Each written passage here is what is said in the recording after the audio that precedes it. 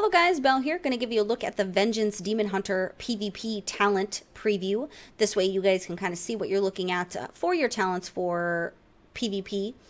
Now, Vengeance is the tank spec for Demon Hunters, so that's important to note. I can also go on the record and state that they are actually pretty awesome in PvP, even though I particularly don't agree with tanks in PvP. I do agree that they are needed sometimes in Battlegrounds, but to that end, I did have a friend that we did do Battlegrounds with in beta, and I did enjoy I enjoyed watching her play on her Demon Hunter, and she did say that it was nice to play. So there's that.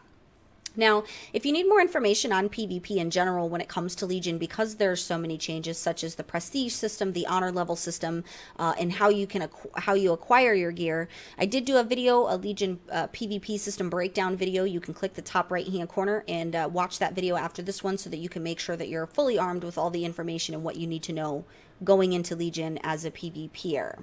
So your talents here are actually gained by getting honor levels. And you start at the top in the first column and you'll work your way all the way down. Then you'll go to the second column, then you'll go to the third column. What I did like about this specific way of unlocking these talents is by the time you're honor level 10, you'll already have at least one talent in each row that you can leverage during your PvP engagements.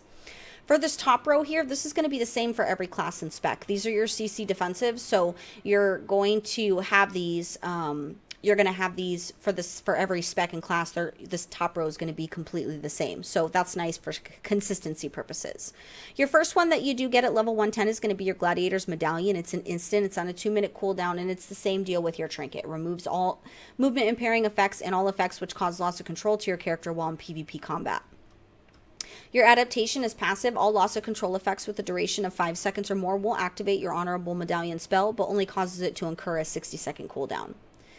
And then finally for this set you have Relentless. This does replace your Honorable Medallion. Its passive duration of incoming crowd control effects is actually reduced by 25%.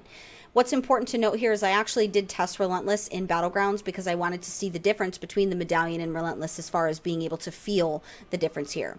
For arenas, I do recommend using the Gladiator's Medallion because that's going to be your trinket that you get to choose when to use that. You need to have full control because that can essentially make or break the outcome of an arena match. However, what I did find for Battlegrounds, because I play a Destruction Warlock for PvP, that is a class that spec is typically CC'd a lot because they try to shut down my Chaos Bolt and my Fear.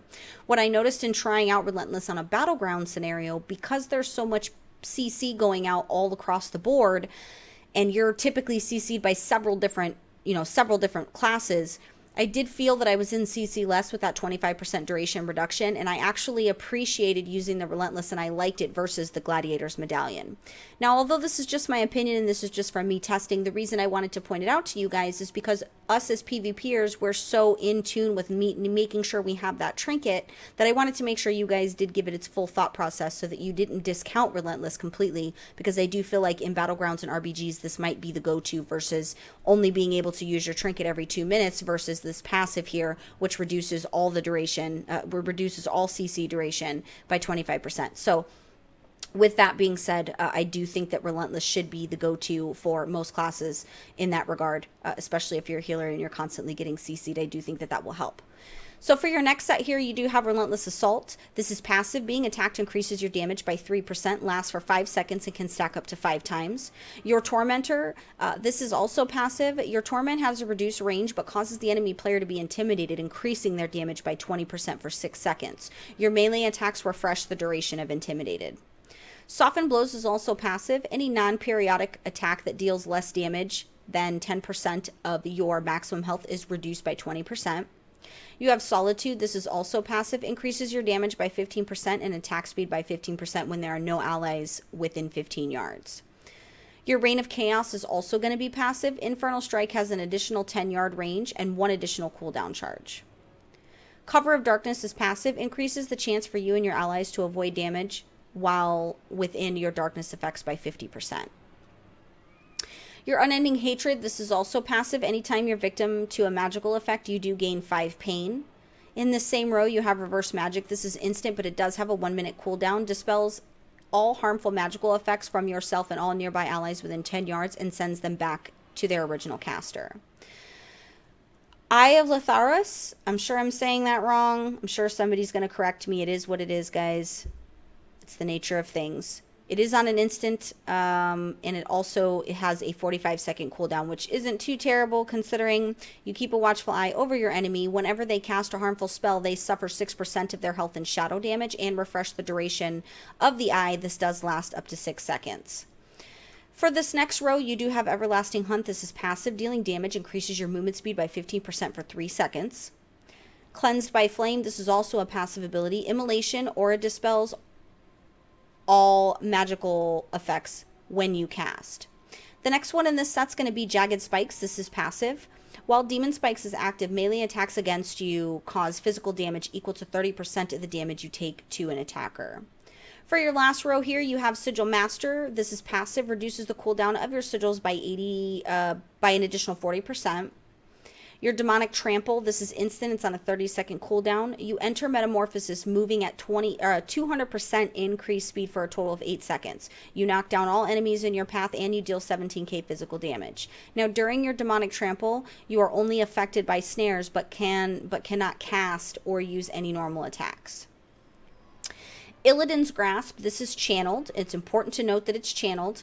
It's on a 1.5 minute cooldown. You strangle the target with demonic magic, dangling them in place for 6 seconds. Use Illidan's Grasp again to toss the target into the location within 40 yards, stunning them and all nearby enemies for 3 seconds and dealing an additional 20k shadow damage. It's important to note that with those channeled, because it's on a 1.5 minute cooldown, you want to make sure that you get your full channel out of that, because if the channel breaks and you've got another 1.5 minutes before you can use that. So it's important dealing with these channeled spells that you are aware of that. So that's going to be your breakdown for your PvP for your Vengeance Demon Hunter. If you have any questions on the video or on Demon Hunters in general, feel free to comment and I'll make sure that you get an answer. And also, if you are new to PWNCAST, make sure you give the channel a subscribe so that you can stay up to date on all your Legion coverage, as well as future PvP guides and future PvE guides.